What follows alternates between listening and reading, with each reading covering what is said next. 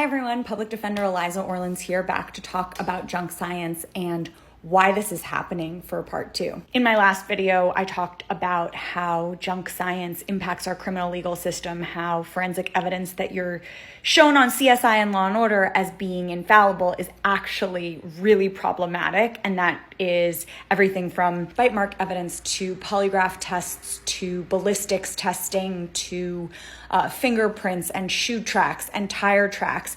This is all incredibly problematic. And there's a lot of reasons why this evidence is still coming in court. I mean, I think first and foremost, I always tell people follow the money. This is an incredibly lucrative business, whether it's institutions, individuals, groups, universities. There's so many people who stand to make a ton of money from determining that things are scientifically relevant and making themselves relevant. But then, of course, we have to talk about the gatekeepers, the people who should be keeping this evidence out of court, and that is judges and prosecutors. Well, judges are supposed to be the neutral arbiters, the ones who are determining what evidence gets admitted. Most judges, unfortunately, are former prosecutors. There are way fewer public defenders on the bench, and so these judges who would have to make the determination that certain evidence couldn't come in, it would force them to really reckon with the decisions they made, the things they relied on as evidence when they were prosecutors, and the convictions that they got. And, that would force them to really come to terms with that. And of course, as with everything else, you have to look at who it's impacting. The people who have the least resources, who are the most marginalized, are the people who are